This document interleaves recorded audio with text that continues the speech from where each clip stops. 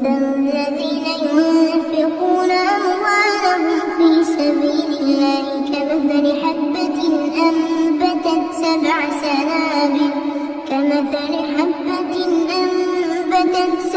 سنابل في كل سنبلة 100 حبة والله يضاعف لمن يشاء والله واسع عليم. الذين ينفقون أموالهم في سبيل الله ثم لا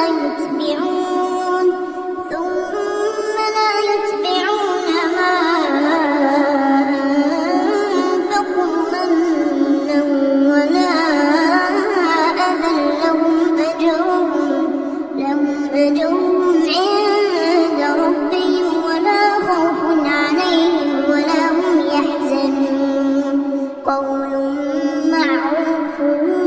ومغفرة خير من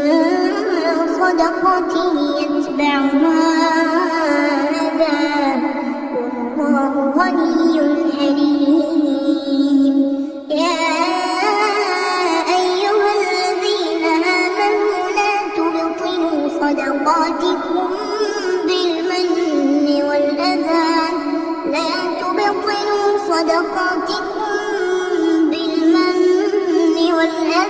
كالذي ينفق ماله رئاء الناس ولا يؤمن بالله واليوم الآخر فمثله كمثل صفوان عليه تراب فأصابه وابل فتركه صلدا لا يقدرون على شيء مما كسبوا والله لا يهدي القوم الكافرين. ومثل الذين ينفقون أموالهم ابتغاء مرضات الله وتثبيتا من أنفسهم كمثل جنة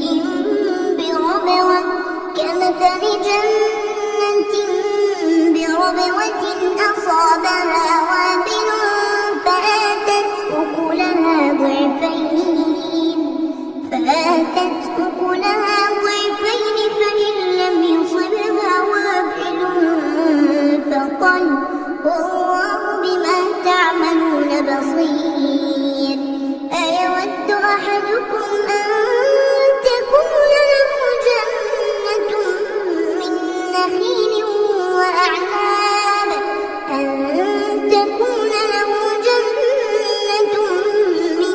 نخيل وأعناب تجري من تحتها الأنهار له فيها من كل الثمرات وأصابه الكبر وله ذرية ضعفاء فأصابها إعصار فيه نار فاحترقت كذلك يبين الله لكم الآيات لعلكم تتفكرون. يا أيها الذين آمنوا أنفقوا من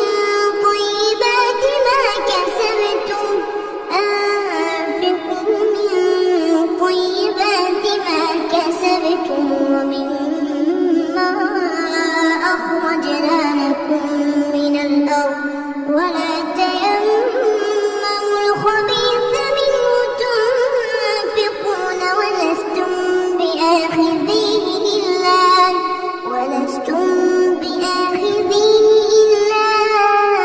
أن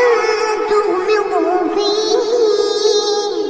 واعلموا أن الله غني حميد. الشيطان يعدكم الفقر ويأمركم بالفحشاء والله يعدكم مغفرة والله واسع عليم يؤتي الحكمة من يشاء ومن يؤت الحكمة فقد أوتي خيرا كثيرا وما يذكر إلا أولو الألباب وما أنفقتم من نفقة أو نذرتم من نذر فإن الله يعلمه وما للظالمين من أنصار إن تبدوا الصدقات فنعما هي وإن تخفوها وتؤتوها الفقراء فهو خير لكم ويكفر عنكم من سيئاتكم والله بما تعملون خبير ليس عليك هداهم ولكن الله يهدي من يشاء وما تنفقوا من خير فلأنفسكم وما تنفقون إلا ابتغاء وجه الله وما تنفقوا من خير يوفى إليكم وأنتم لا تظلمون للفقراء الذين أحصروا في سبيل الله لا يستطيعون ضربا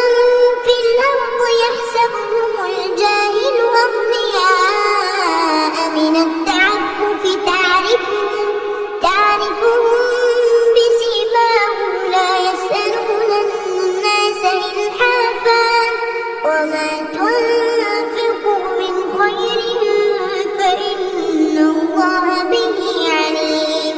الذين ينفقون أموالهم بالليل والنهار سرا وعلانية فلهم أجرهم عند ربهم ولا خوف عليهم ولا هم يحزنون الذين يأكلون الربا لا يقومون إلا كما يقوم الذي يتخبطه الشيطان من المس ذلك بأنهم قالوا إنما البيع مثل الربا وأحل الله البيع وحرم الربا فمن جاءه موعظة من ربه فانتهى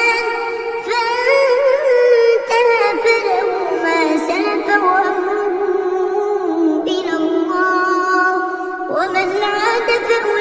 فأولئك أصحاب النار هم فيها خالدون يمحق الله الربا ويربي الصدقات والله لا يحب كل كفار أثيم إن الذين آمنوا وعملوا الصالحات وأقاموا الصلاة وآتوا الزكاة لهم أجرهم عند ربهم ولا خوف عليهم ولا هم يحزنون يا أيها الذين آمنوا اتقوا الله وذروا ما بقي من الربا إن كنتم مؤمنين فإن لم تفعلوا فأذنوا بحرب من الله ورسوله وإن تبتم فلكم رؤوس أموالكم لا تظلمون ولا تظلمون وإن كان ذو عسرة فنظرة إلى ميسرة وأن تصدقوا خير لكم إن كنتم تعلمون اتقوا يوما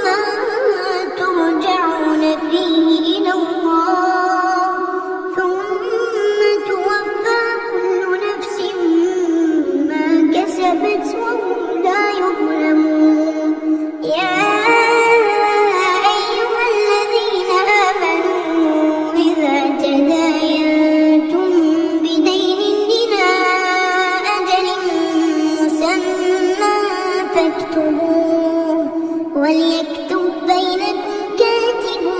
بالعدل ولا يأب كاتب أن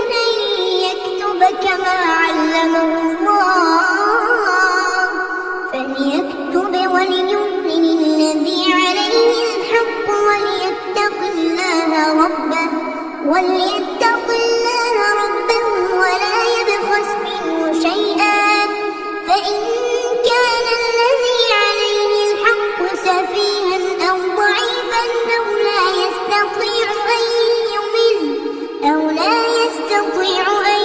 يمل هو فليملل وليه بالعدل واستشهدوا شهيدين من رجالكم فإن لم يكونا رجلين فرجل وامرأتان ممن ترضون من الشهداء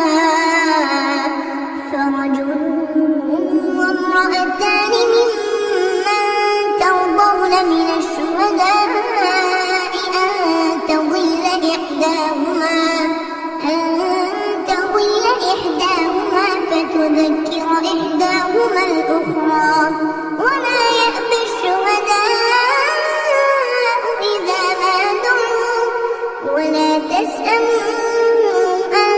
تكتبوه صغيرا أو كبيرا إلى أجله ذلكم أقسط عند الله وأقوم للشهادة وأدنى ألا ترتابوا إلا أن تكون تجارة حاضرة تديرونها بينكم فليس عليكم جناح ألا تكتبوها وأشهدوا إذا تبايعتم ولا يضار كاتب ولا شهيد وإن تفعلوا فإنه فسوق بكم واتقوا الله ويعلمكم الله والله بكل شيء عليم وإن كنتم على سفر ولم تجدوا كاتبا فرهان مقبوضة فإن أمن بعضكم بعضا